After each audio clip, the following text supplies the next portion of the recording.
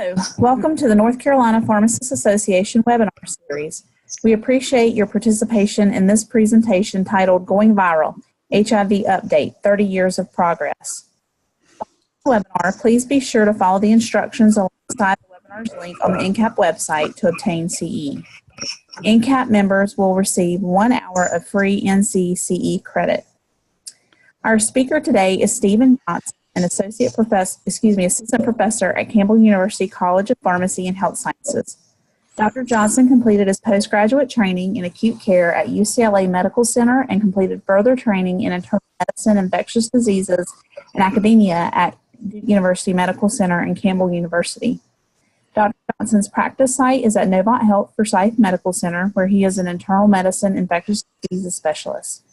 Dr. Johnson also practices in an infectious disease clinic associated with Novant Health, where he manages primarily hepatitis C and HIV. Dr. Johnson's research interests include Clostridium difficile infection, risk prediction models for resistant bacteria, and hepatitis C. I'll hand it over to you now, Dr. Johnson. Okay, thank you very much, Amy. I have no conflicts of interest to disclose. And the objectives of today's webinar is to first review the epidemiology of HIV in the United States. I'll also be providing some statistics for here in North Carolina as well. Secondly, to list the various classes and agents of antiretroviral therapy. I won't be emphasizing every agent and every class. However, what I'll highlight are the agents that are going to be the preferred initial recommended agents for the management of HIV. Thirdly, to describe the initial recommended treatment options for most patients with HIV. And then lastly, to identify which adult patients would be candidates for pre-exposure prophylaxis or PrEP.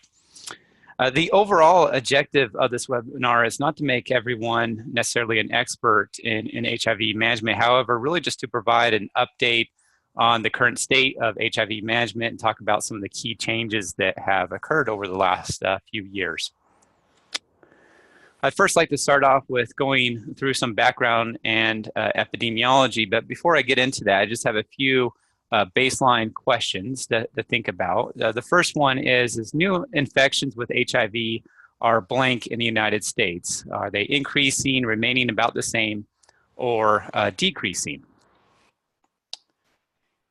And if you look at the current estimates, the new infections are actually decreasing, and part of that is due to pre-exposure prophylaxis, which we'll get into at the end of this webinar, but there's several other key reasons why, but they are in fact decreasing here in the United States.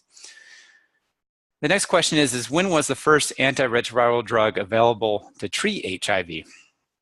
Now, you may have got a clue from this, from the title of this webinar, that we've had 30 years of progress. And it was in roughly 30 years of progress. It was in 1987 that our first drug was available to treat HIV, and that was with zidovudine, which was FDA approved March 19th of 1987. Just to give you an idea of the historical timeline of HIV, it was in 1981 that AIDS was first identified, and it wasn't until a few years later in 1984 that we identified the cause of AIDS with the HIV virus being identified, and then a few years later, in 1987, that zidovudine was approved. And really, in these last 30 years, we have seen significant changes in how we manage HIV. We have several other medications that are now available, and the things that we know about HIV have drastically increased. When you look at the current estimates, these are global estimates, and these are from 2015, and usually this data is always a few years behind, but in 2015, the number of individuals living with HIV was roughly right around 37 million individuals. This number continues to increase as individuals are living longer with HIV. When you look at the new HIV infections, this number globally is increasing. However, again, in the United States, new infections are decreasing, but globally, roughly right around 2 million new cases of HIV each year. And deaths due to AIDS is roughly right around 1 million individuals each year. When you look here in the United States, now this is rates of HIV diagnosis in 2015, and you look at the individual states, you get an idea of where HIV is a little more prevalent in the United States. When you look in North Carolina, we have roughly right around 16 individuals. Now this is per 100,000 individuals. So 16 individuals per 100,000 diagnosed with HIV. In Louisiana, roughly right around 30 individuals. And then when you look at more prevalent areas like Washington, D.C., they have about 66 individuals per 100,000 get diagnosed. So this gives you an idea of where North Carolina is compared to the rest of the nation, where we're kind of in the middle as far as our rates of HIV diagnoses. When you look at the annual incidence, as I've already alluded to, the number of new cases of HIV is decreasing. When you look at about a decade ago, in 2008, roughly right around 46,000 new cases. The most recent data reported here, roughly right around 36,000 individuals in 2014. And that's also true when you look at the North Carolina data. Roughly about a decade ago, about 2,000 individuals, and now roughly right around 1,300 individuals for 2015. When you look at those that are living with HIV, so currently, based upon current estimates here in North Carolina, there's about 30,000 individuals in North Carolina currently living with HIV. And again, this number is increasing not only nationally, but also statewide as well, is due to the fact that individuals are living longer with HIV. So how are we doing as far as appropriately treating those that have HIV? When you look at those that are virologically suppressed, ultimately this is one of our main goals of treatment, is to virologically suppress an individual. In North Carolina, we're doing a little bit better than the national figure, with roughly right about 60% of individuals virologically suppressed. Nationally, about 50% of those are virologically suppressed. When we look at how HIV is transmitted, now I know everyone's familiar with how the virus is transmitted. However, what I really wanted to highlight here was some of the big shifts that we have seen, some trends that we have been seeing over the past few years, primarily with the transmission of the virus by the parental route. However, when you look at the data, sexual transmission is still the main mode of transmission, mainly among the MSM population, with the men who have sex with men. Heterosexual transmission is also common as well, with male to female. Female to female has been reported. There's some case reports of that, but it is very uncommon. But as alluded to, parental transmission is starting to increase. And I'll share a slide here in a little bit highlighting that fact. But we're seeing individuals getting the virus from injection drug use with sharing needles. Can happen from blood transfusion and needle sticks as well. And we also still see perinatal transmission. This would be the delivery of a baby from an HIV-infected mother. And you also can acquire it through breastfeeding as well. You may be familiar with this case. This was back in 2014, 2015. This was in rural Indiana, in the town of Austin, which has a population of roughly 4,200 individuals. This is where this primarily occurred. But this slide here just highlights the fact of one of my big concerns is that we may be seeing a larger shift of individuals acquiring HIV through sharing needles, as we're seeing that the opioid epidemic is continuing to get worse and individuals getting addicted to opioids. A lot of individuals sharing needles. We're seeing an increased rate of transmission by parenteral drug use. And this was a publication, New England Journal, where they highlighted the fact that these 181 individuals acquired HIV in Scott County, Indiana, and 88% of them were sharing needles because of IV drug use, primarily using oxymorphone. And 92% of these individuals were also co-infected with hepatitis C. And what they did was gene sequencing, and what they found out is that there was a high rate of correlation between these individuals at 98% related, indicating that these individuals infected each other. The diagram there on the bottom right was included in the New England publication, all the red dots indicating individuals that acquired HIV. The blue dots indicate individuals that had contact with those HIV-infected individuals, however, did not acquire HIV themselves. But what you'll notice is all those solid gray lines between each other are individuals who were sharing needles. And you'll notice that a lot of these individuals are connected, that they were sharing needles, and ultimately they transmitted HIV to each other. So again, something that we may be seeing more of, still not the predominant way in which HIV is transmitted, but something that can very easily happen in this patient population. When you look at the annual incidence of how the virus is transmitted, again, in 2014, roughly 37,000 new cases. 70% of those that acquired the infection were among the MSM population.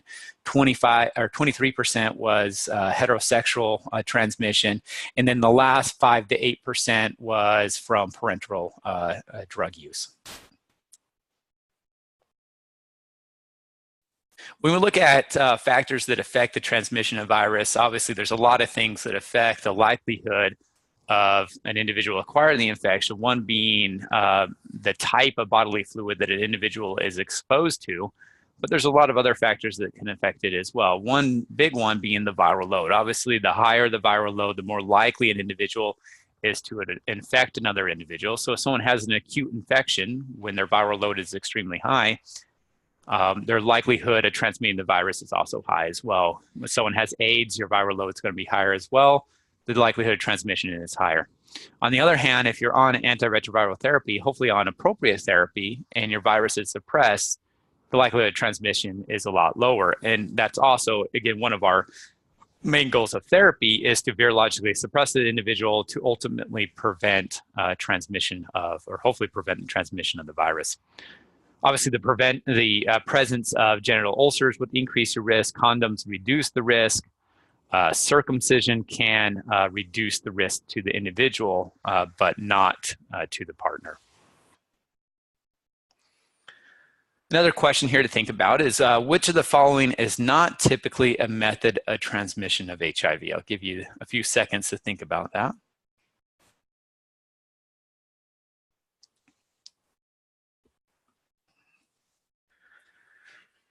Okay, so the answer is D, saliva. This question has come up a few times in my clinic where I help with the management of HIV-infected individual.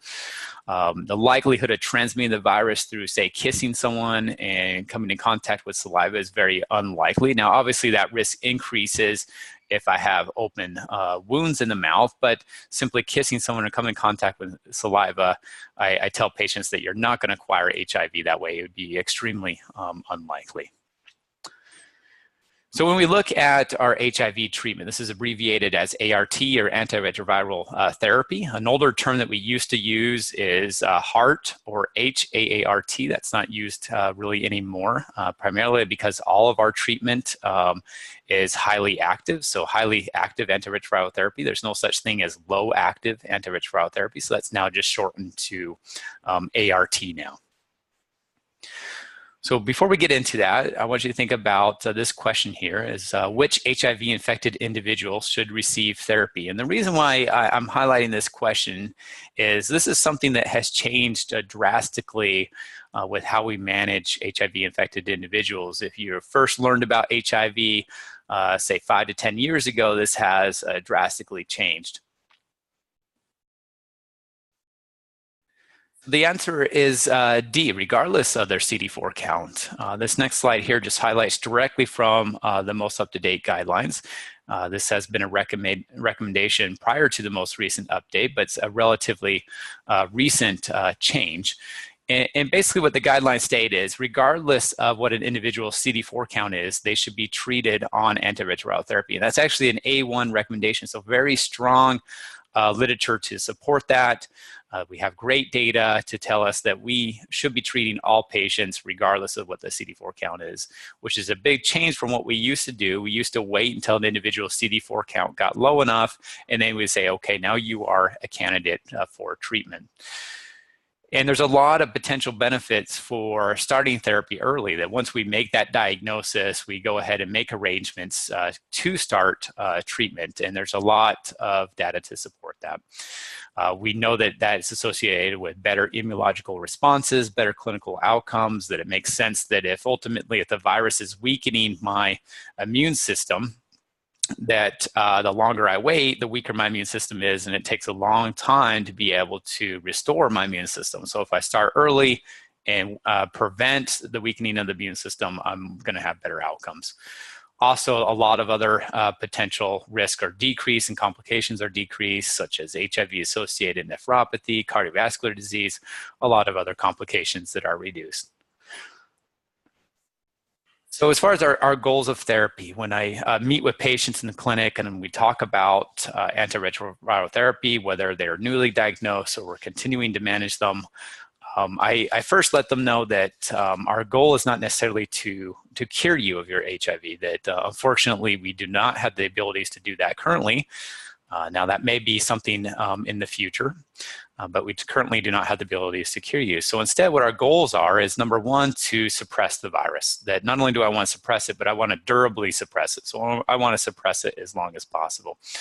I want to restore your immune function. I want to improve your quality of life. I want to reduce HIV-related morbidity and mortality. And also I want to prevent the transmission of the virus to other individuals.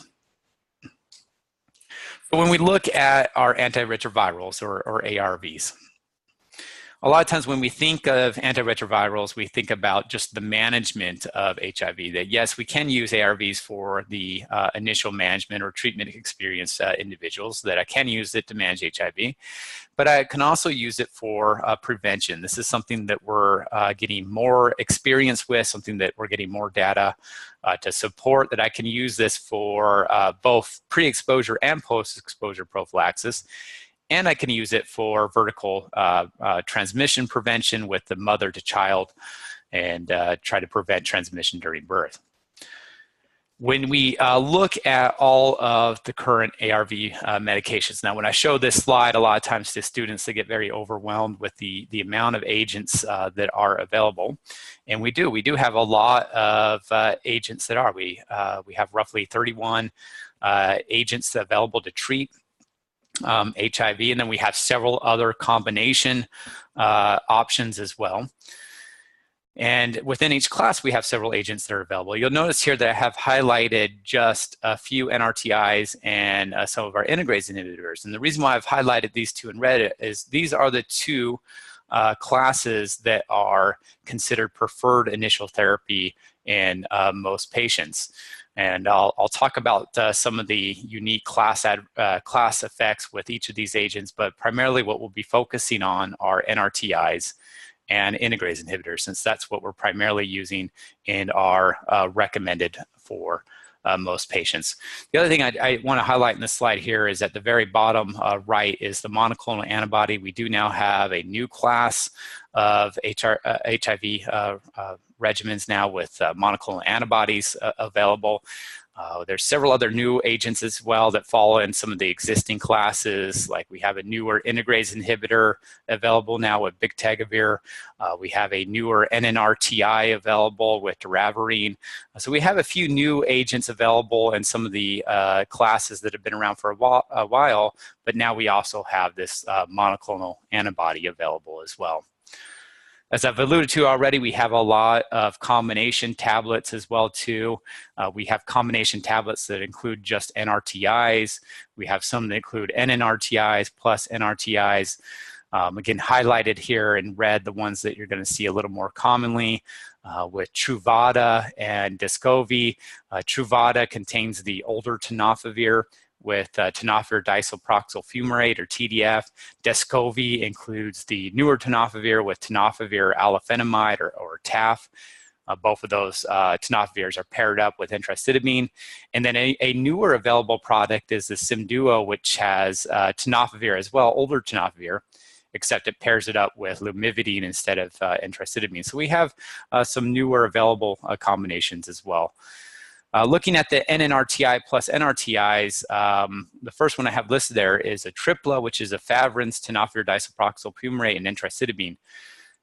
If you first learned about HIV roughly 10 years ago, the answer was always a tripla. Everyone got treated with a tripla. Now, this actually is not a preferred initial recommended regimen anymore. We have newer, better treatment options. So we're not necessarily starting patients on a tripla anymore. We're using some of our new agents now. When you look at some of the integrase inhibitors plus NRTI combination products, I highlighted two in here that are both considered preferred initial recommended regimens with a Triumec and Biktarvy. Triumec includes that integrase inhibitor with dolutegravir plus our two NRTIs with abacavir and lamivudine. And then Biktarvy, our newest combination product, includes bictegravir, so our newest integrase inhibitor, plus new tenofovir, tenofovir alafenamide, plus entracidabine.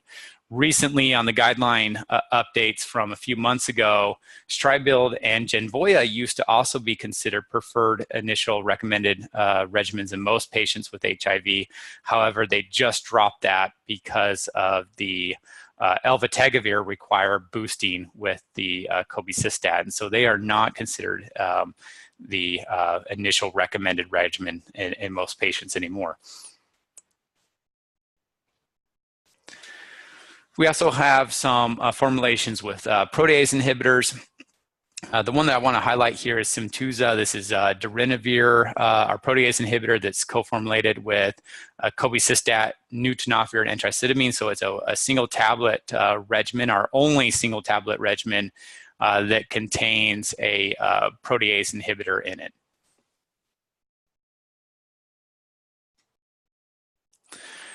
We also have some two-drug options that are complete regimens. Now, this is our only two-drug combination that would be considered a complete regimen. Now, we have other tablets that have two drugs in it, however, they're not considered a complete regimen. So this is our only two-drug complete regimen available with Juluca, which has dolutegravir and rilpivirine, and I'll talk about that briefly later in this webinar of where I would consider using this agent.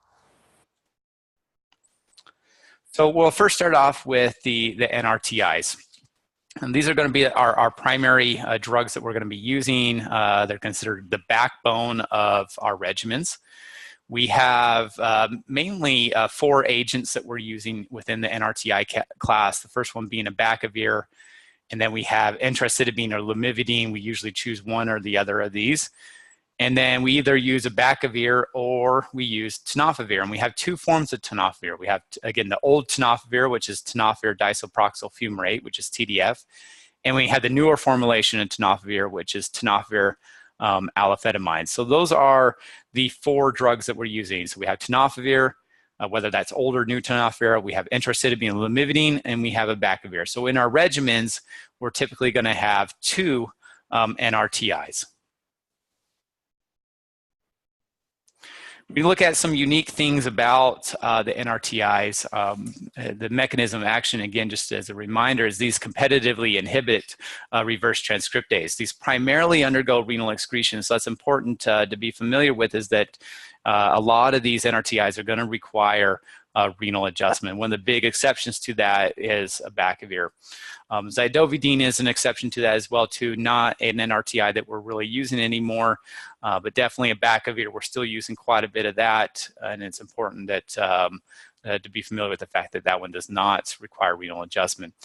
These also, as a class, do not really have CYP450 drug interactions, which is a great advantage with the NRTIs. It's something that we have to deal with, and unfortunately with a lot of our other antiretroviral agents. There's limited food restrictions, which is great, and they also have a long half-life, which allows for once daily dosing. As far as the side effects, there's definitely some big class adverse effects with our NRTIs. One being that these agents can cause lactic acidosis, and they actually have a black box warning for causing that. And they also can cause hepatic steatosis. When you look at the likelihood of the occurrence of these class adverse effects, It really depends upon the agent that you're choosing within that class. If you look at the in there of that bullet point there, that the agents that are less likely to have these side effects are the agents that we're using. So things like tenofovir, abacavir, enterocitamine, lamivudine, the class adverse effects of lactic acidosis and hepatic steatosis are less likely to occur. You also can have litrodystrophy, which can occur more with stavudine, again, another older NRTI that we're not using anymore. So if you stick to the newer NRTIs, the likelihood of these class adverse effects are going to be unlikely. When you look specifically at these agents, with looking first at tenofovir disoproxil fumarate, again, this is our old tenofovir or TDF. Big important thing is that you do have to adjust in renal insufficiency. The great thing about tenofovir too is it also has activity for hepatitis B. So if I have someone that's co-infected, typically we're going to have them on a tenofovir containing regimen. There are some side effects that you have to be familiar with tenofovir. One being the renal insufficiency, that this can actually lead to Fanconi syndrome, and also you can have osteomyelitis as well too, where you can have a decrease in bone mineral density. So important adverse effects specific for tenofovir to be familiar with. So that led to the development of new tenofovir, tenofovir alafenamide. It's very similar to old tenofovir, except it has a better side effect profile. It's less likely to cause an impact on bone mineral density, and it's less likely to cause an impact on the kidneys. So for a lot of our patients that were on old tenofovir, a lot of our patients we have now switched over to new tenofovir containing regimens. When you look at abacavir, some of its big things to keep in mind is that in general, abacavir is a less effective drug in individuals that have a higher viral load. The exception to that, though, is when we use abacavir in combination with dolutegravir. So if I have an individual where the viral load is, say, 1 million copies, I need to make sure that I'm pairing that abacavir up with a dolutegravir containing regimen. As far as the adverse effects, I'm sure you all remember the big one being the hypersensitivity reaction. So I have to do baseline testing for HLA-B 5701. And if someone has a hypersensitivity reaction that develops to abacavir, you would never re-challenge them. The last bullet point that I have there is kind of a question mark of this questionable increased risk of myocardial infarction. There's some data that shows that it may increase the risk, some data that shows that it does not. And so this is still kind of an ongoing controversy as far as does abacavir increase the risk for MI or not. In our practice, generally what we do is if someone has a history of an MI, we'll tend to avoid abacavir because of that concern. If they don't have a history and maybe they just have some risk factors for an MI, it would be really just trying to manage or control those risk factors. Next, looking at intracitibine. The great thing about intracitibine is that it is extremely well tolerated. There's very few side effects associated with it. It does require renal adjustment, though, like tenofovir. Typically, this agent is going to be used in combination with tenofovir, and that's because it comes co-formulated that way. It is very similar to our next agent with lamivudine. So lamivudine and intracitibine are basically considered interchangeable. It's one or the other. You don't use both. It's one or the other. This also requires a renal adjustment, just like intracitibine, also very well tolerated as well.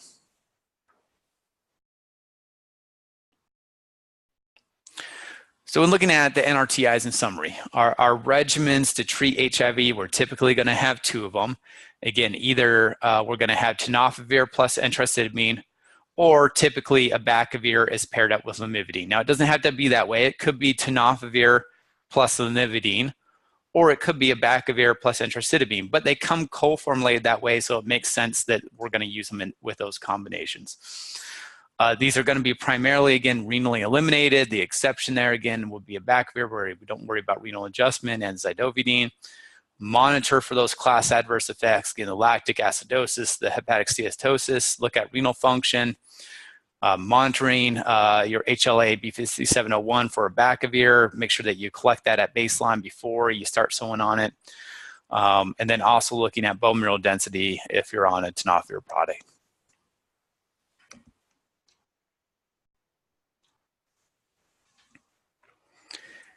Next, switching over to the integrase inhibitors. So we still use a lot of NRTIs, and we also use a lot of integrase inhibitors now. When we look at our integrase inhibitors formulations, again, the co-formulated products that we're using primarily are Triumec and Biktarvy. Those are both considered preferred initial recommended regimens. Triumec containing the dolutegravir, and then our two NRTIs is the abacavir and lamivudine. Biktarvy includes the new integrase inhibitor, bictegravir, plus our two NRTIs, tenofovir alafenamide, plus antricitabine.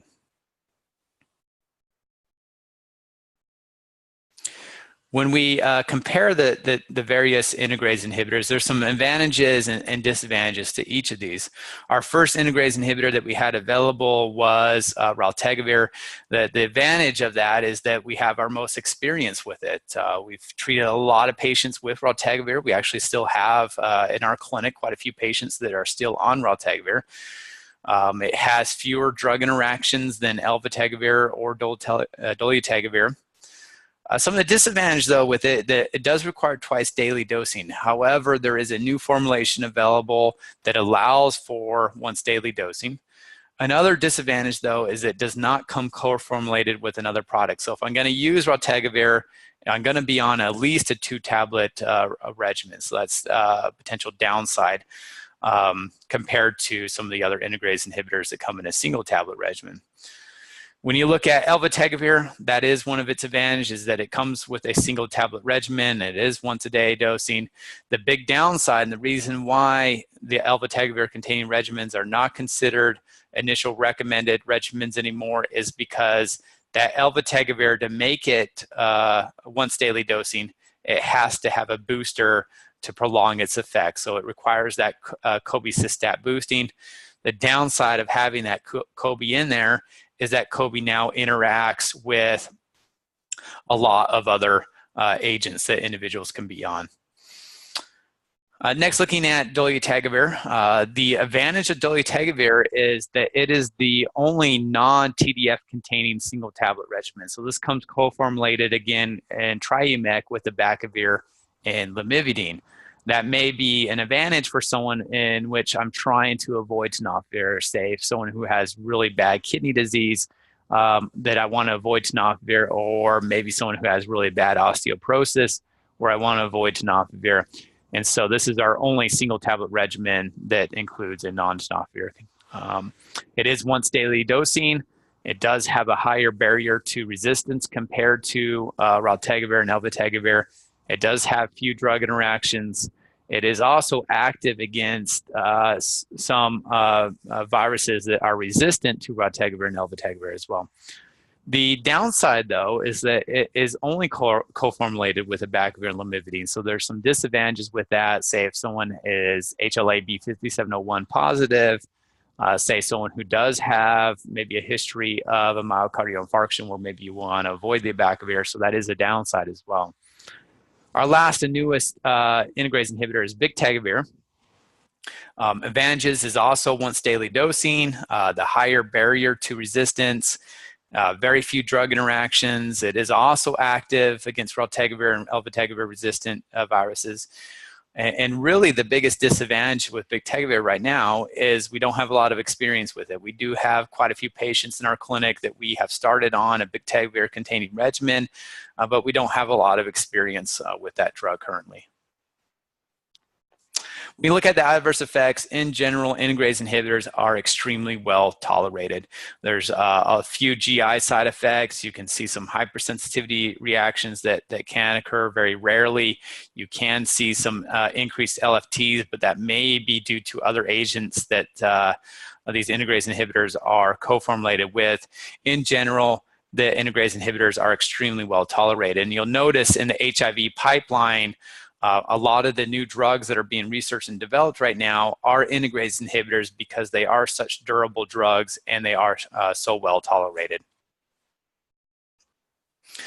So the integrase inhibitors, in summary, so dolutegravir, raltegravir, and bictegravir are all considered initial therapy in most patients with HIV. So these are going to be your preferred integrase inhibitors. Alvategravir, dolutegravir, and bictegravir all come co-formulated. They all are once daily, except for the one formulation of raltegravir, which requires twice daily dosing.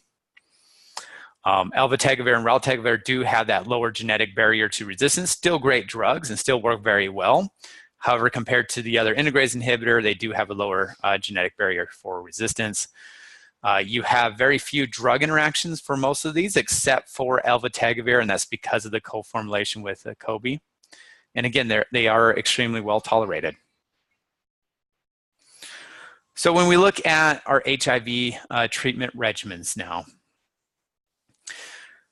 the guidelines reclassified our treatment regimens. So we have two main treatment regimens. The first one is we have recommended initial regimens for most patients with HIV.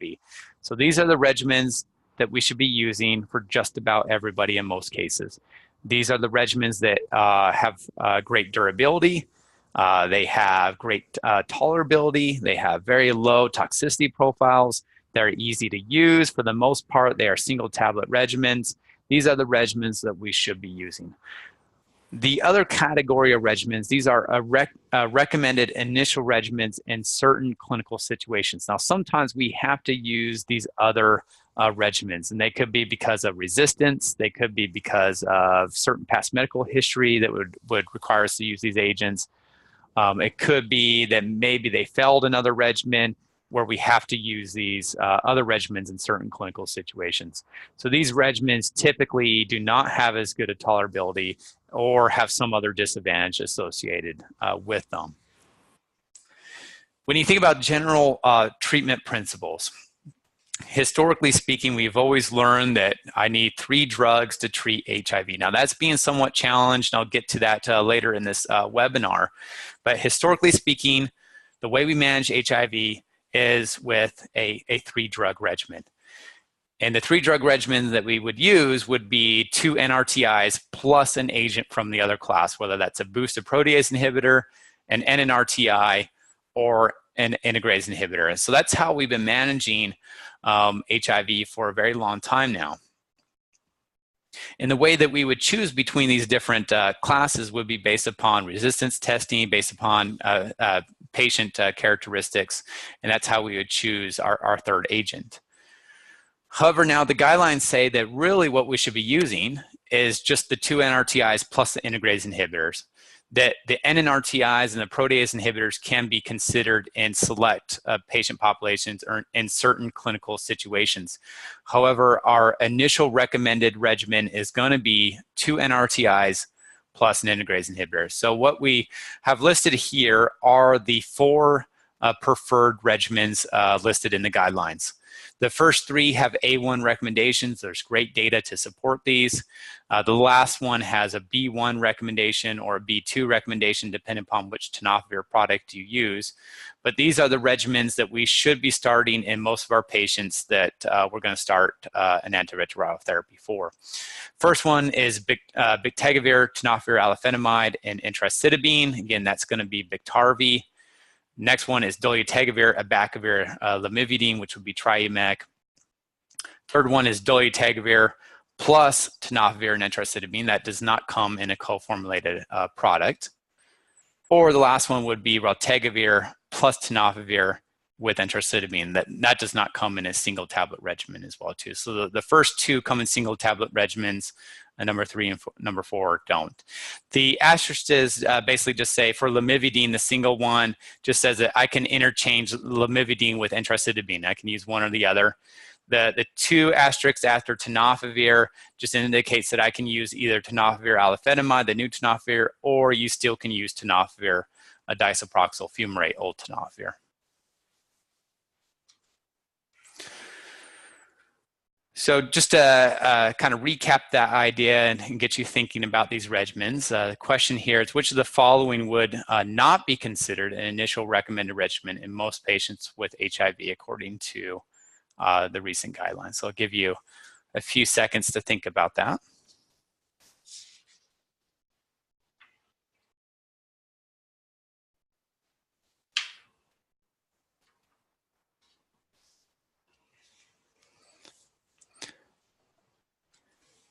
Okay, so the answer here is B. So tenofovir, alafetamide, intracitabine, and rilpivirine. So rilpivirine is an NRTI.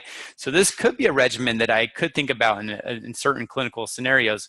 However, not considered a preferred initial recommended in most patients. So next, getting into drug interactions. You can't talk about HIV without getting into drug interactions. This is something that I deal with on a very regular basis, something that I get questions about quite a bit on how to manage these drug interactions or to interpret the significance of them. Instead of going through every drug interaction to be familiar with, I just want to highlight some of the common drug interactions and just some classes of medications to be careful with and make sure that you're running a drug-drug interaction check.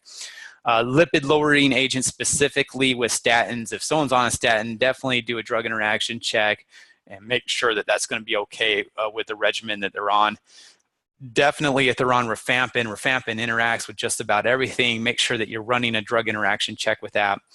Antifungals, specifically with your azoles, so voriconazole, posaconazole, fluconazole. On azole antifungals, there's a lot of drug interactions there. Some of your psychotropic drugs, your ergot alkaloids, antihistamines, specifically with cimetidine. A lot of your anticonvulsants have drug interactions, specifically things like phenytoin has a lot of drug interactions, so make sure if they're on an anticonvulsant that you're also running a drug interaction check as well. Several other agents, so oral hormonal contraceptives as well, methadone, erectile dysfunction agents, definitely St. John's wort has a lot of drug interactions. Acid lowering medications, so not just PPIs, but also with H2RAs. And then actually some antacids interact with some of our antiretrovirals as well. Some of our hepatitis C drugs, this would be related more to some of our older agents that we used to use with our first generation protease inhibitors, but there is some drug interactions with our hepatitis C medications as well. This slide here is just to highlight something that I encounter pretty frequently and something that I get questions on quite a bit, is a lot of times we forget about some of our topically administered medications. And there's actually some drug interactions between some of our steroid preparations and if an individual is on a boosted protease inhibitor. If, let's say, they're on an inhaled fluticasone or inhaled budesonide, there's going to be some issues with, let's say, if they're on a Kobe boosted darunavir. And so the bottom line is that there's some alternative corticosteroids that we can use, and making sure that you're using an appropriate steroid that's not likely to have a drug interaction with that boosted PI. Another question that comes up quite a bit is about when to change therapy. Now, I'm not going to go through every possible way that we can change a therapy or when we change therapy. However, I just want to highlight a big one that I'm countering quite a bit, and that's the last bullet point here, is changing therapy in someone who's virologically suppressed.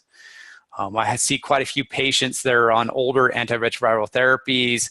Let's use the example of Atripla again. Let's say they were on Atripla. They got started back when the drug came out in 2008. And they got started on Atripla. They've been doing well on it, but all of a sudden they can't tolerate some of the neuropsychiatric side effects that are associated with Atripla. And let's say they're virologically suppressed, immunologically doing well, they have a great CD4 count. Now that would be an example of where maybe I might want to change them. They're doing well, they're virologically suppressed, they're immunologically responding, but I want to change them for another reason, say tolerability of the medication. So that comes up quite a bit. And I get that question a lot of how to change that individual and what can I change them to. Obviously, some of the other examples listed here, if they're having a virological failure, I'd want to change them to a different regimen. If I'm not having a complete virological response, I may want to change them or really want to assess to make sure that they're compliant with the drug. If I'm having virological rebound, that'd be where the viral load actually is undetectable, and then it goes up greater than 200. And that'd be someone where maybe I'd want to think about changing therapy or assessing compliance. Or you can have the situation where you have a virological blip, where you have an isolated detectable viral load followed by a return to virological suppression. Typically, virological blips do not require a change in therapy. However, again, what I want to highlight is this last fact here is virological suppression, where you may want to consider changing their therapy. And there's a lot of reasons why you may want to do that. You can do it because of the reason that I alluded to before, because of tolerability. It could be maybe they're on an older regimen that has several tablets, and I want to now switch them to a newer regimen where it's just maybe one tablet once a day. Or maybe it's to prevent or mitigate drug-drug interactions, to eliminate food or fluid requirements. There's a lot of reasons. It could be because of cost as well too. So we are switching a lot of patients that are virologically suppressed on one regimen to another for various reasons. One of the things that I wanted to bring up, and something that's changing the way of how we historically have managed HIV, as I've alluded to before, we've always thought about treating HIV with a 3-drug regimen. There's more and more data coming out that says that maybe I can use a 2-drug regimen. Now, this would be just in individuals who are virologically suppressed. I don't have the data yet that says I can start a patient on a 2-drug regimen, but this would be someone, using the example again with AAHIVP. Let's say they're on AAHIVP. They're doing well, they're virologically suppressed, but again, they're not tolerating it because of neuropsychiatric side effects, and now maybe I can switch them to a 2-drug regimen because they are virologically suppressed. And the guidelines, they talk about potential options that you can do that with. They provide information on doing that with a boosted protease inhibitor, plus anthracytidine and lamivudine. So there's evidence for doing that with atazanavir boosted with ritonavir. And there's also evidence for doing that with darunavir boosted with ritonavir plus 3-TC. But there's also data for doing that with dolutegravir and rilpivirine. So that's a 2-drug combination single tablet regimen. And the guidelines actually say that that's an A1 recommendation, that we have pretty good data, and we actually have somewhat long-term data. The study was over several weeks, and we have some pretty good data that if they're virologically suppressed, I can perhaps change them over to a 2-drug regimen. So this may be something that we're seeing more of. It's something that our practice has started doing, switching a few of our patients over to these 2-drug regimens. Next, getting to pre-exposure prophylaxis. This is something else that I've been getting more questions about. Just to highlight some background on pre-exposure prophylaxis in case you're not too familiar with it. It was in 2012 that tenofovir anthracytidine was actually licensed in the United States for PrEP, or pre-exposure prophylaxis. And if you look at why are we even looking at something for pre-exposure prophylaxis, if you look at the CDC data, it's pretty shocking the lifetime risk of acquiring HIV in the United States. And if you look at some of these certain risk populations, the likelihood is actually extremely shocking. So if you look at the lifetime risk based on race, ethnicity, and gender, if you look in Black men, their lifetime risk is 1 in 20.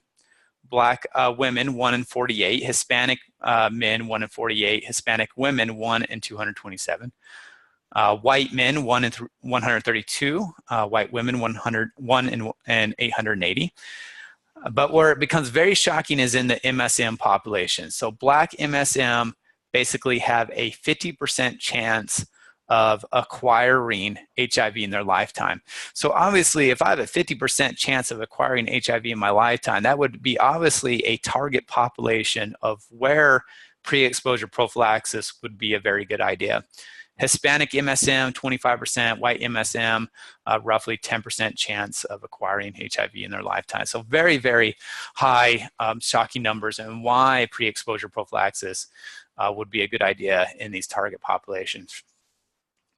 This slide summarizes some guidance that the CDC provides on PrEP, that when you're providing this medication, obviously, if I'm providing it to prevent HIV, that those individuals have to come back in and get checked to make sure that they did not acquire HIV. And one of the rationale for doing that is I'm giving them only tenofovir and trosidone, so only 2 drugs. If they acquire HIV, then they're going to develop resistance very quickly to that regimen, and that may lead to a lot of problems down the road, since that is our primary, again, backbone regimen that we're using. So it's important that these individuals that we're putting on PrEP get checked regularly to make sure that they do not acquire HIV. So the CDC recommends not giving more than a 90-day supply of pre-exposure prophylaxis. The next few slides just summarize some of the data regarding the effectiveness of PrEP, and then also who's actually using PrEP. So this slide just summarizes several different studies looking at PrEP in different populations, and MSM population, looking at heterosexual couples, looking at women specifically. And basically what they found was this seroconversion rate, so the conversion from HIV negative to HIV positive, really varied in these different studies. However, regardless of the population, what they found was a lower seroconversion compared to the normal national rate of not receiving pre-exposure prophylaxis. So the data basically shows that the pre-exposure prophylaxis works. As we get more data showing that pre-exposure prophylaxis works and that it's tolerated well, there has been a huge increase in the amount of individuals that are receiving pre-exposure prophylaxis. So since 2012, when we first were able to, or when tenofovir and trosidone was first approved for pre-exposure prophylaxis, to 2015, there's been over a 700% increase in prescribing that agent for pre-exposure prophylaxis. When you look at who is actually using PrEP, and this is again 2012 to 2015, a majority of those that are using PrEP are in men. So roughly 80,000 individuals using it in the 4 years. Almost 61,000 were men, and about 19,000 were female. When you look at the age group of who's using pre-exposure prophylaxis, it's predominantly going to be in those that are greater than equal to 25 years old, which is a little surprising that they're seeing this usage in slightly older individuals compared to younger. So PrEP in summary, what we're seeing is a decrease in incidence of HIV transmission. What we're seeing is that PrEP is potent, it is safe, it is very well tolerated. That in general, resistance is rare. But it also should be used with risk reduction counseling and other interventions, that we shouldn't disregard normal safe sex practices, that risk reduction should always be encouraged. And that it's also important to emphasize adherence. Now, there is some limited data for using pre-exposure prophylaxis for event-driven use. And that's a question that comes up in our clinic, is that we have patients that ask if they can just use it right before a sexual encounter. There is limited data that shows that that still works, but in general, we tell them to take this every day, but there's more data coming out with event-driven use of PrEP. And the bottom line is that close follow-up should be done.